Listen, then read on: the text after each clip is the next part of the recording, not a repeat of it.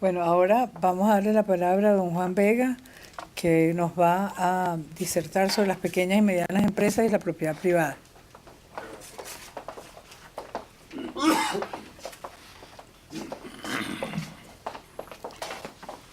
Muchas gracias.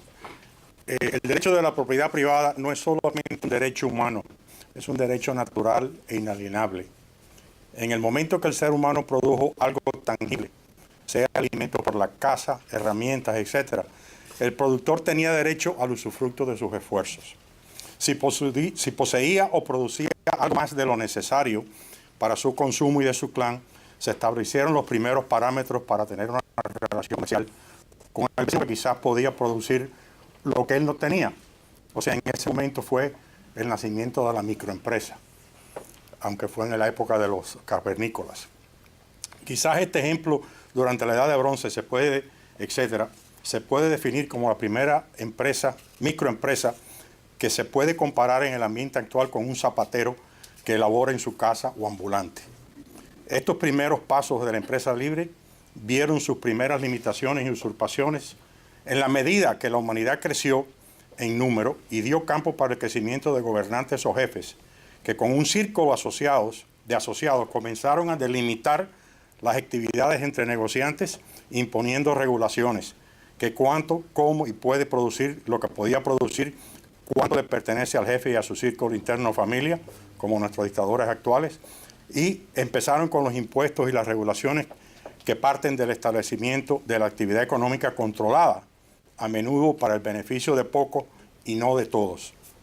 Aun cuando se puede argumentar que es necesario compartir el usufructo de una entidad económica, se debe hacer y que se debe hacer por el bien común. El dilema es cómo definir dónde termina el bien común y comienza el derecho individual a la propiedad privada.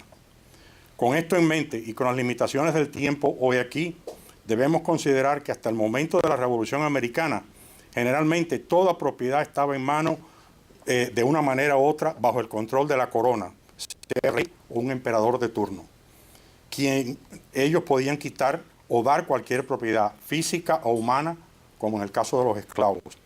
De esto salió las palabras de Jefferson cuando advirtió que un gobierno lo suficientemente grande para darte todo lo que deseas, también puede quitarte todo lo que tienes. Y además del poder divino de los reyes, existía el poder supremo de la iglesia. Ese es otro tema. La Revolución Americana abrió las puertas al auge del empresario con la habilidad de crear riquezas en un ambiente de la filosofía de laissez-faire. Una filosofía o práctica basada en la mínima intervención del Estado, que a su vez permite la libre expresión de la voluntad individual a crear y disfrutar del fruto de su creación. En el caso de Latinoamérica, la promoción y el crecimiento de la micro, pequeña y mediana empresa en PYME demuestra que este sector es crítico en el crecimiento de la libertad en el ambiente democrático. Y ese ambiente democrático ese ambiente democrático no permita que la intervención del Estado por leyes o administrativamente sea un obstáculo más allá de las leyes y regulaciones necesarias para protección del público o los intereses de la sociedad.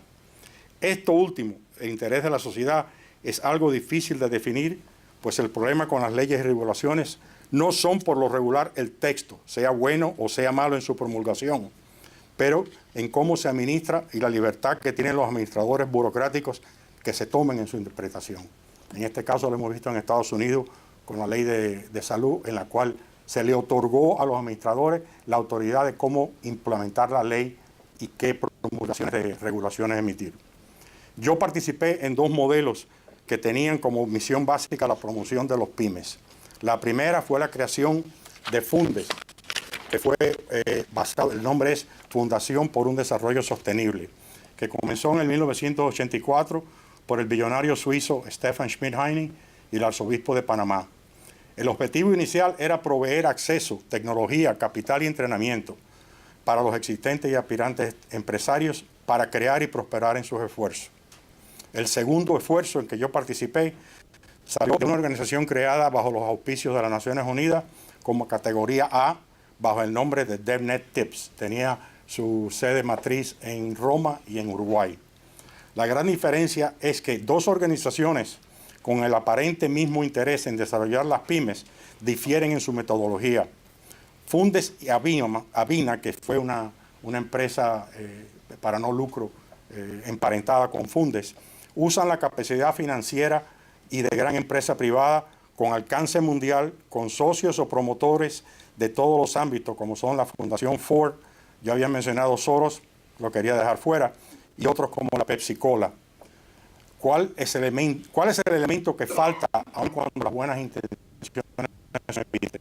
El Estado intrusivo y la incapacidad de gobiernos que aún desconfían de la empresa privada y del poder económico que puede dar crecimiento al poder político, como hemos visto en el caso de Cuba. Aun cuando los datos básicos indican que la liberación de la habilidad de la empresa libre sería un motor económico que levantaría grandes sectores de la pobreza. La democracia garantiza la libre empresa. Es el compromiso y el esfuerzo de los gobiernos y su burocracia administrativa que deben permitir la formación y crecimiento de la libre empresa como el primer nivel del bienestar público. Una empresa libre robusta en un ambiente de leyes es el mejor fertilizante del árbol de la libertad individual. A grandes rasgos, en Latinoamérica, en estos datos los copié del Journal of Business, que tiene un artículo sobre Fundes, donde, aunque tienen varios años, yo creo que todavía es factible o útiles. En Latinoamérica, con más de 600 millones de habitantes, tiene que un 99% de todas las empresas, sea una empresa de un empleado o de 1000 empleados, el 99% de esas empresas son en pymes. Hay 18 millones de pymes al momento que este reporte se hizo. Las micros son, por lo regular, un empleado y casi siempre su familia o menos de 10 empleados. Las pequeñas tienen de 10 a 50, mientras que las medianas tienen de 50 a 150 empleados. Estas empresas son las más susceptibles a inseguridad, opresión, abuso de burócratas corruptos, sea en administración o en temas legales. La carencia de capital a costos razonables, la tendencia a ser los primeros en sufrir en debacles políticos y económicos, es una constante amenaza al bienestar de los países que aun cuando con grandes adelantos en instituciones democráticas carecen de una política sobria y duradera. Un dato que es indicativo de las dificultades que las pymes enfrentan en los pasos al tiempo y el costo para empezar un negocio y cerrar un negocio. Hay una tabla en el estudio que lo indica. Toma 5 días o casi 6 días para procedimientos legales, 13 días para poder cerrar la documentación. Eso es en promedio en Latinoamérica. Hay países que toman 30 y 40 días.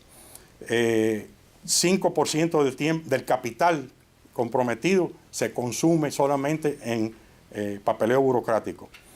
Para cerrar un negocio es peor que abrir un negocio. Se toma hasta 2 años como promedio, se lleva el 9% del valor liquidado y se recupera quizás el 68% del capital. Y además de 15 procesos. El costo de liquidar finiquitos toma hasta 26 salarios semanales. Las pymes son el mayor componente que se puede usar para reducir la pobreza. La corrupción, sea en cualquier nivel de la sociedad civil, es un virus latente que de un momento a otro puede destruir las pymes. En ejemplo de Venezuela reciente, Cuba del 59 al presente. El remedio, más libertad y menos gobierno. Y luego todos los elementos básicos de acceso a capital, tecnología, mercados nacionales e internacionales, así como la estabilidad política y social que pueda proveer el campo fértil para la empresa privada. El papel del Internet, la red digital, todo eso ayuda. ¿Sueño o realidad? ¿Quién sabe? Muchas gracias.